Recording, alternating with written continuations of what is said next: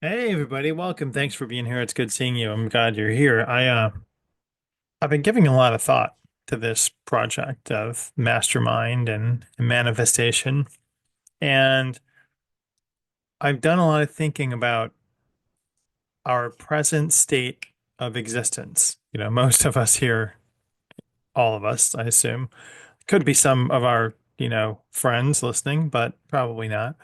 Uh, anyway, all of us are incarnated. We have a body, we have a physical manifestation, a goal, an idea that we want to work on. But and help me, I'll try to explain this a little bit more as it unfolds. But like the spirit world, because there's duality in our physical world, does that then mean that the correlative existence of us, of our incarnate soul body, is our spirit body? I think probably. And I think that we don't focus on any of the things that we focus on while we are down here because we're at the opposite end of that eight ball or that problem. So that, like, I just got the word no somatic. We're gonna have to look that one up later. But the reason that we're so disjointedly or incapable of the nuanced making us get things that we want or that we proclaim that we want is A, we're on the wrong side of the equation because if we try to manifest when we're in the spirit plane, there's nothing physical to get, right? There's allegedly, according to the Liz proclamations, there's no physicality about the afterlife. So here we have our illusion of physicality. You could put your hand through solid material because it's mostly hollow, but we present the illusion that it's made up of solid matter, whereas nothing is really solid here on the earth plane. It's all a matter of densities. And you can't put your hand through a table and be happy about it. It's gonna probably gonna hurt. Um, so that this this idea of manifesting down here, it kind of feels like we're trying to do the opposite of what we have up there to me. And I just wanted to ruminate on that a little bit tonight and try to maybe put like some other pieces together to show maybe we're doing it all wrong. Maybe we're living all wrong. Maybe we are getting that concept of manifestation wrong because nothing that we can create is really physical down here, even though we have the illusion that it's physical. Well, you have the illusion of a life up there, and it's also not physical. So, manifestation down on the earth plane, how the F do we do it? Like, it's always a belief system, right? It's always changing that mindset that you have to A, knowing you're powerful enough, B, knowing that whatever you get, you want. C, knowing whatever it is that you proclaim that you want, you already have. And it's living in almost like I think we project our problems into the future, and others of us ruminate on past problems. And so we're stuck in that cycle.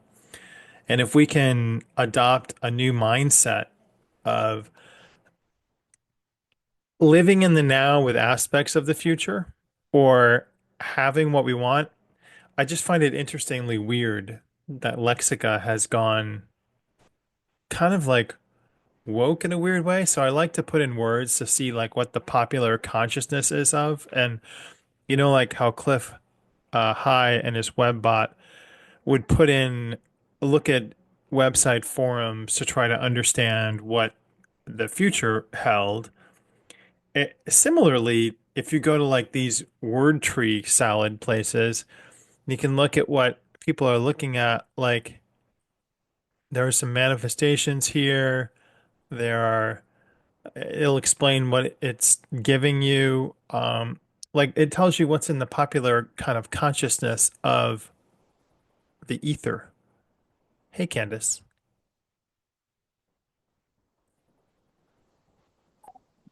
I was, Hello. I have to hey. put myself on mute because there Oh, are a that's bunch of okay. children in the background for now, for a No little worries. bit. That's fine. I'm not on camera either.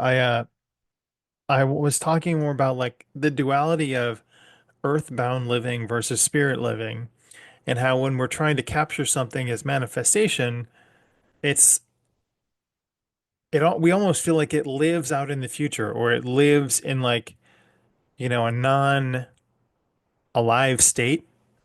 And I'm wondering if like the duality of existence that we experience down here, plus that we experience when we die, if there's a key or code in there to manifesting by attracting the opposite of what it is that we really want, or living in like a headspace of, I already have this.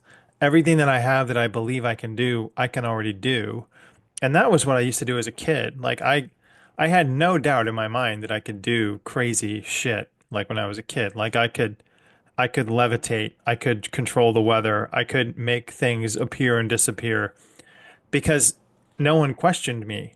And 80% of the time it was real. So I don't know about you, but I did some crazy stuff when I was a kid. That makes sense to me. If I remember from like coaching days, am I going to get mixed up here? There's like we have our thoughts, beliefs, feelings, actions, results is kind of what they would teach you. Sorry for all the yelling in the background. It's okay. So, in order to change anything, we have to change our thoughts, which then change our beliefs. Is that right, or do I flip that around? I can't remember, but like in essence, we have to change the way we're doing our thinking on a regular basis, and we have to change our belief system in order to believe that. Because if any part of you doesn't believe that this is possible, it's not going to happen for you. Yeah, I'm reminded of this episode of Star Trek, the original series, where Spock had to do like a mind meld on Kirk and McCoy because they were stuck in this old West tombstone town. And I think like Chekhov died in that episode, but then he didn't die. But it was the same thing. Like he said, you have to firmly believe with no shadow of a doubt in your mind that you are uh, impervious to the bullets that will be shot at you. And so when they converted their thinking to, I am, completely, uh, what's the word I'm looking for? Like, it can't hurt me, it can't affect me. That's when they got shot at, but it didn't go through them because their belief system was so high, or their conviction and belief was so high that they were impervious to it. And so life, really brings us down and it makes us not able to do that often.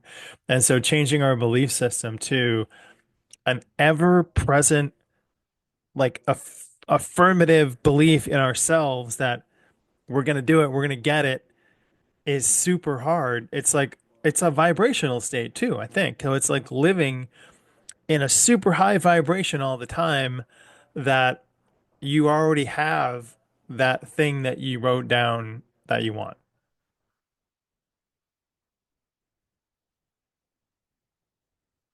Yes, exactly. It's taken me a little bit. I'm on my phone here, so it's Oh, hard that's to okay. unmute and mute. And um, yeah, it definitely it definitely makes a difference. Now, obviously, one day to the next, like we can do things to work on our vibration. For example, doing things like sitting in the power and expanding our energy in and out. And even simple things like doing affirmations. And I know a lot of people think it's crap, but the more you put that into your life and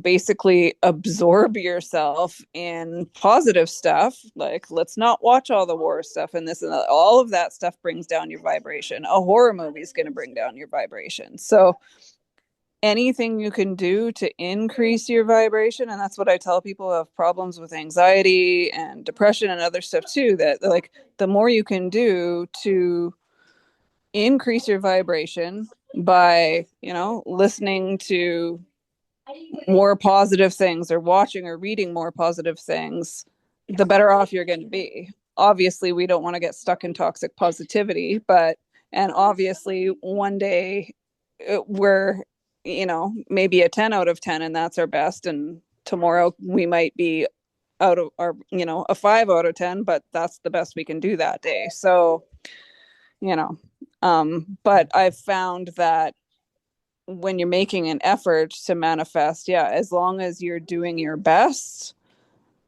to stay at a high vibration and surround yourself with others who are high vibration, it makes a big difference. Now, if you're surrounding yourself with others who are constantly negative or putting you down, that's gonna slow things down for you as well. The other thing, like I feel in talking to Liz, is that there's this ever-present stagnancy of dead people, and so I'm like, where is their indignation? Where is their anger about like the situation that they're in? They're in a non-physical world with, all of these other ping pong ball orbs floating around, and they can't manifest anything, they can't drink anything. Like, where's the ire? And so I've often thought that the spirit plane, and this is probably sacrilegious to say or blasphemous even to say, is just like they're blowing like drugs, like happy drugs, into these souls to make them think that they're on a false level of joy and love and happiness and, peace and joy and all that kumbaya shit, he said sarcastically. Um, and really, it's not. It's like if you could look at it from where I'm looking at it, you guys are in a world of problems up there. And we keep coming across this time and time again that, oh, there are just too many lost souls to be bothered with looking for them. They missed their gate. Oh, to hell with them. Like we got like there's a million dead souls on the other side of the gate. Just they missed their doorway. Fuck them. It's, they don't care up there. Everyone's just, you know, blasé about the whole thing. And we're the only ones down here, like, I'm genuinely concerned about this. Like, I'm trying to save souls on the planet Earth that were trapped in, like, the Philadelphia experiment. I'm trying to save souls that were trapped in a church 700 years ago. And, like, no one else cares up there, but Liz and Mystery Reality, we're all over it? Um, and so I wonder, like, what is the level of why don't you guys care anymore? It's a mystery in my head. I don't know. To me, that makes me wonder about oh, I've lost my train of thought. Sorry, I'm distracted because there were too many kids here. I don't know if it's gonna come back. It's just I concerning think to it's me. not. And it's so I was trying to think about the duality of manifestation. I think that's where the nut of this came back to. And in the manifestation world, there has to be duality. And so what is our duality with trying to manifest? Well, it's lack and it's, want something that we want, but we don't believe that we're deserving of. It's something that we feel we desire, but we don't really believe that we're desiring of. And it's changing that.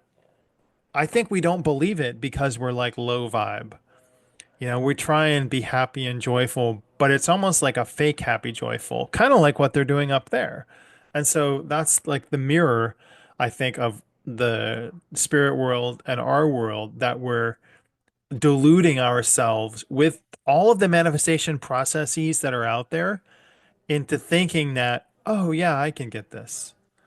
So there's still like, and that's why I'm stressing this one hard that in your manifestation, you need to create a universe where you are like God proper in the universe.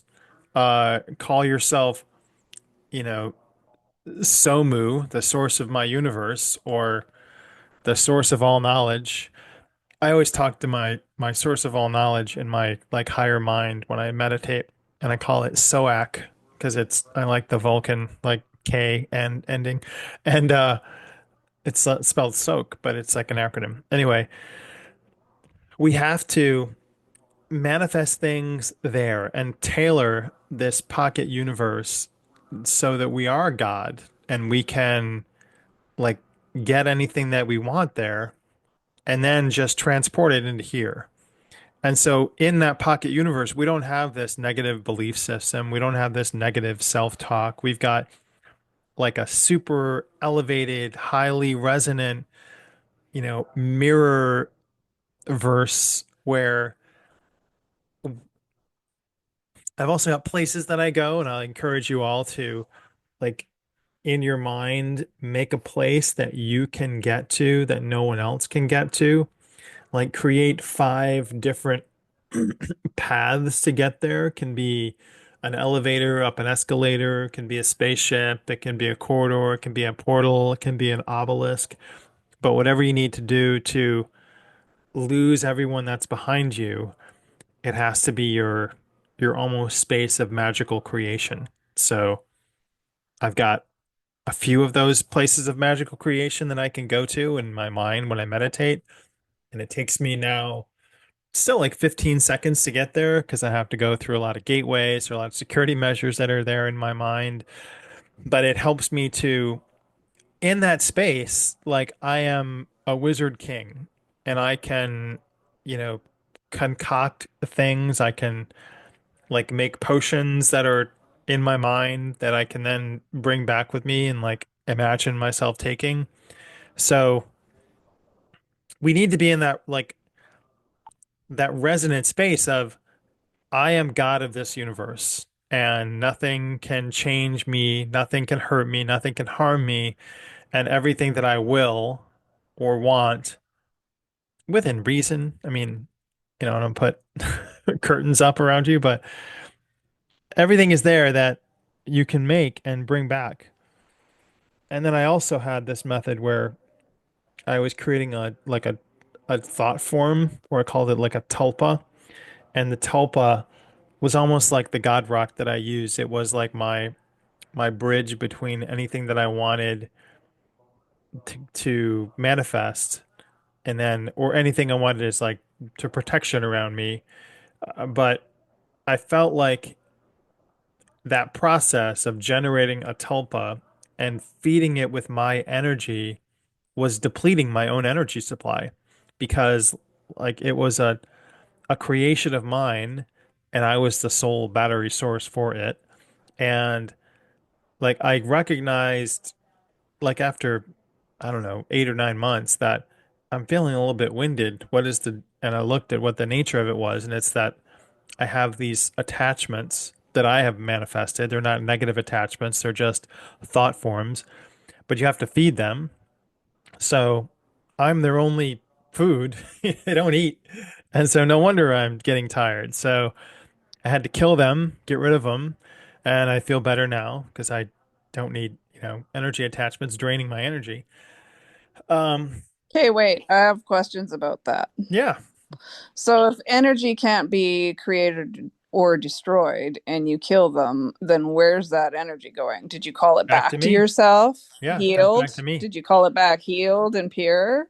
Yeah. Okay, just making sure. Because I was gonna be like, where I hope he called his energy back. Yeah, I don't want it Okay. going out anywhere else. So in the cleansing it was destroyed and brought back to me. And that's just so I don't have rabid thought forms out running around and that are now like light years away from me because the further you send it, the more of kind of a drain it is, but they're still draining. I had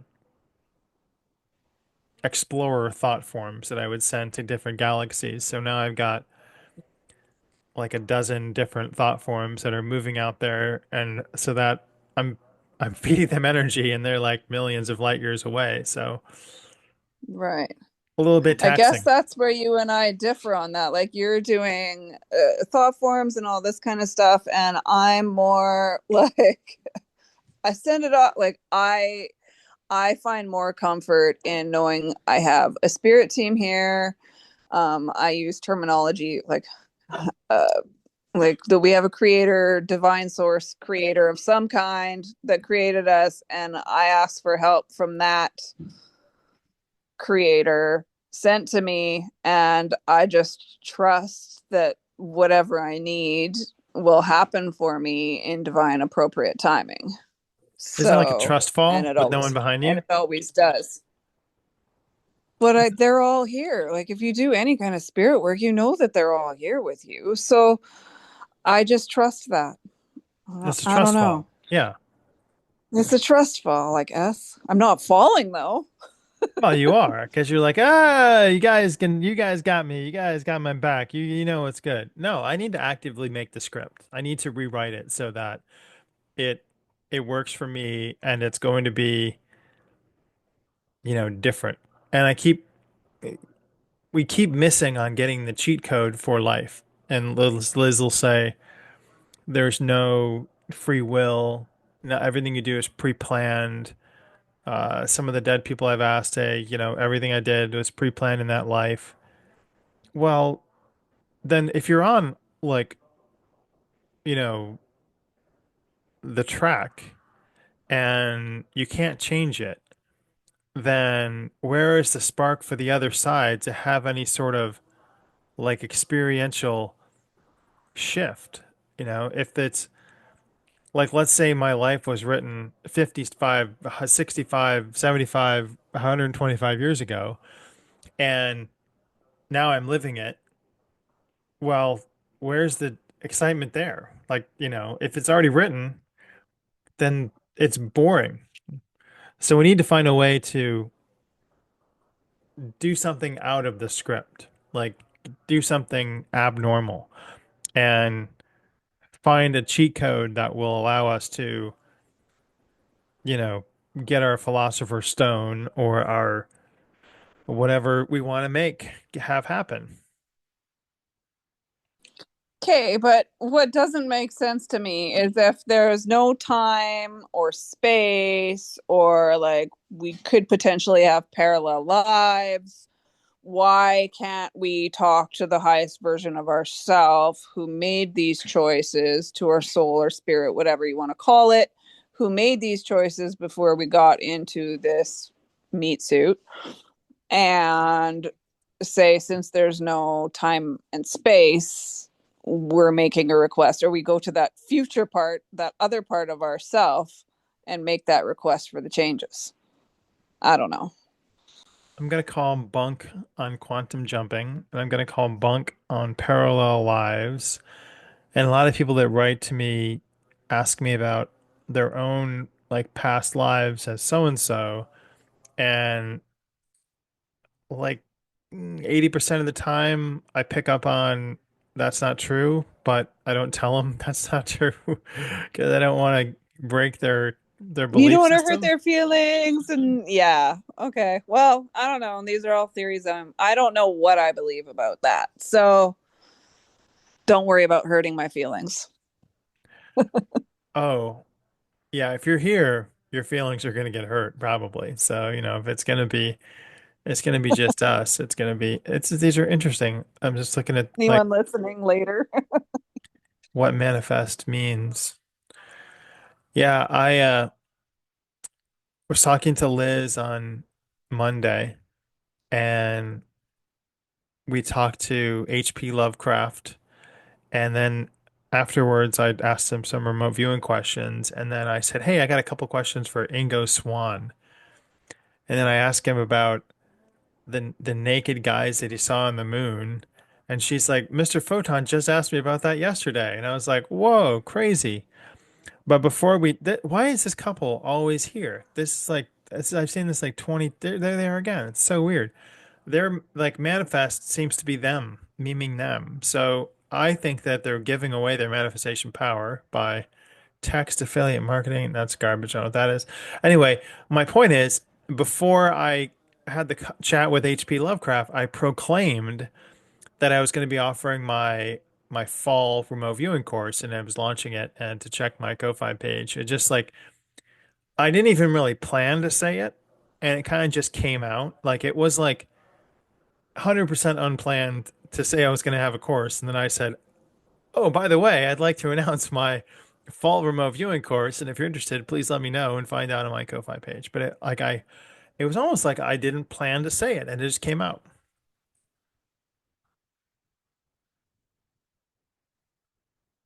I'm sure it was me. I got That so many happens pre-planned. sometimes. Maybe it was your guide pushing you.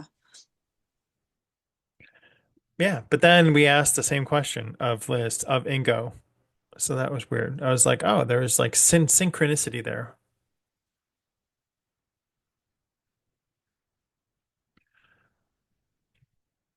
Sorry, one sec. I gotta be on mute for a bit here. Sure. And so this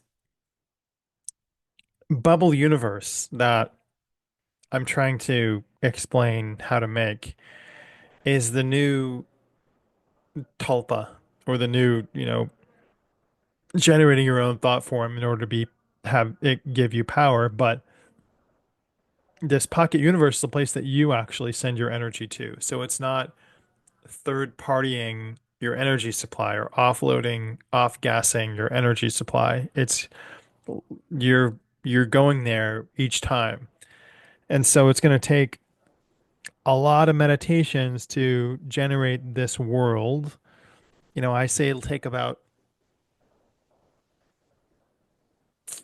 21 to 31 days of meditation in order to get into this quick headspace. And remember, like, don't go there immediately. Go there and like with six different diversions in case anything happens to be following you. So those diversions can be portal, dissolving yourself, anything that will take you and not allow you to be tracked. Because when you go to your sacred space, you want to make sure that it's only your energy there, nothing else. And when you create a pocket universe, particularly specifically, you don't want any other contaminating people, energies there because it's only your universe. And give it a name too for fun so that you can get there. But don't write down the steps, but remember the steps on how you got there so you can get there without bringing any baggage along with you. That's what I'm gonna be working on. Pocket universes. I have never heard of this term, but it is fascinating. Thanks. I was reading on this mathematician named Euler, Euler, and I keep wanting to have conversations with him through Liz. I think he was smarter than Einstein, but Liz always like, gravitates to Einstein. The problem is no one knows who Euler is, so it might be one of those throwaway conversations that we do that has an amazing amount of information that no one will listen to. So I don't know if it's going to happen or not, but and I still have the politics of the afterlife one to work on because I want to know what's going on with you people over there? Why are you not revolting? Like what are you smoking over there?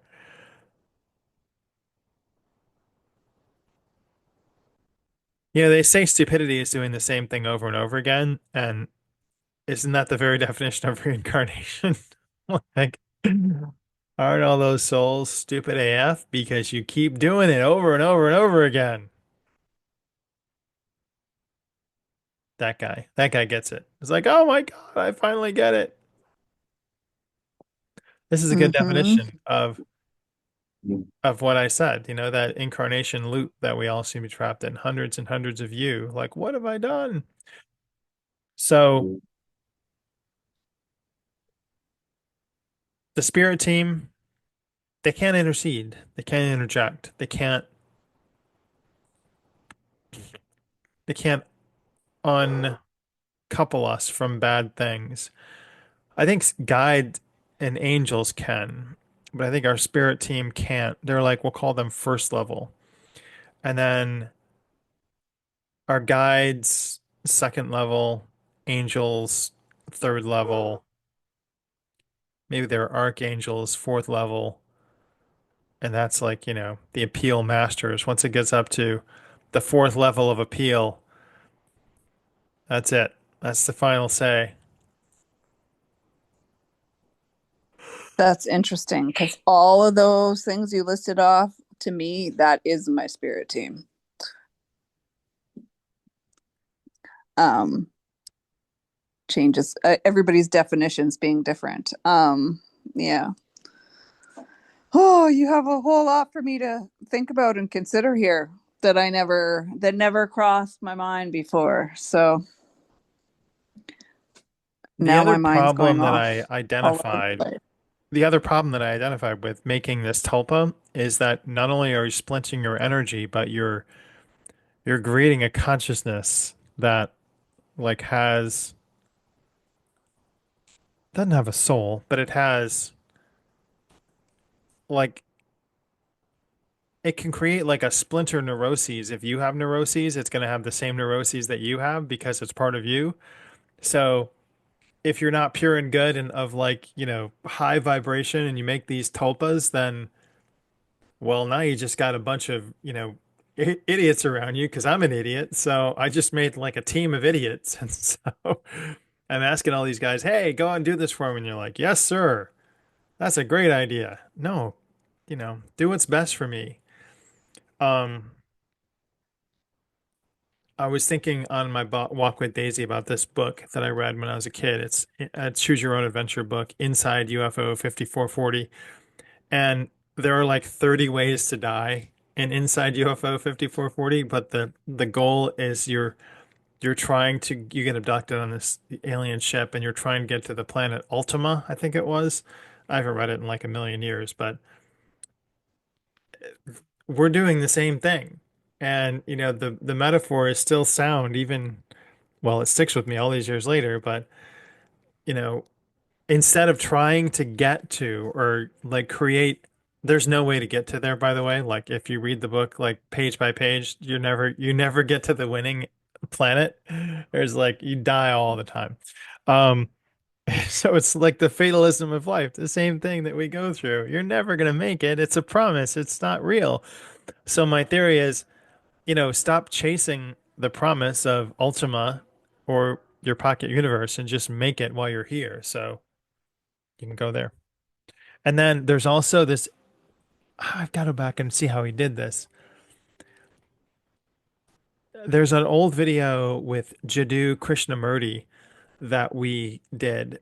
I think like 400 people saw it. No one watches the private videos, but uh, that one, Jiddu Krishnamurti said that he had figured out a way to usurp the mind wipe, and I can't remember the steps that he said to do it, but I'm going to go back and I'm going to post those tonight as a way to avoid the mind wipe next time because it's a trick that he was able to do that no one else we've found has been able to do.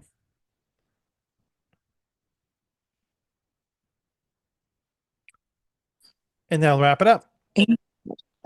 Interesting. Yeah, I'd like to. I don't remember watching that one. I'm gonna have to see if I can find it. Yeah, no one watched it. It was like one of the people were like, "Who?" And I'm like, Oh, I've never heard of this guy before. So, everyone's so heard of I'm sure I Krishnamurti, never watched and it. everyone's like, So, "Who?" No, no one's heard of him. yeah, Like me and eight people have heard of him. Uh, I'll paste it in there. I'll paste it into the classroom so everyone can see it too. There it is. perfect. Sounds good. Philosopher, Jiddu Krishnamurti.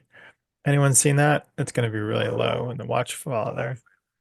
Uh, 433 views. Yep, nailed it. So it's going to be like 400. So, all right, we'll get that, and then I'll make the template for it. Well, thanks for showing up. I hope things are going well with you. Yeah, much better. Healed from my fall. So all good.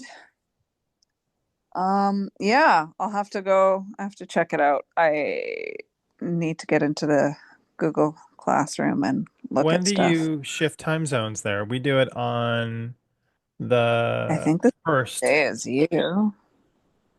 So it's like I the think it's second. the same day as you. Yeah, it's like second of November. So everything is going to drop back an hour. Yeah, that sounds about right. All right.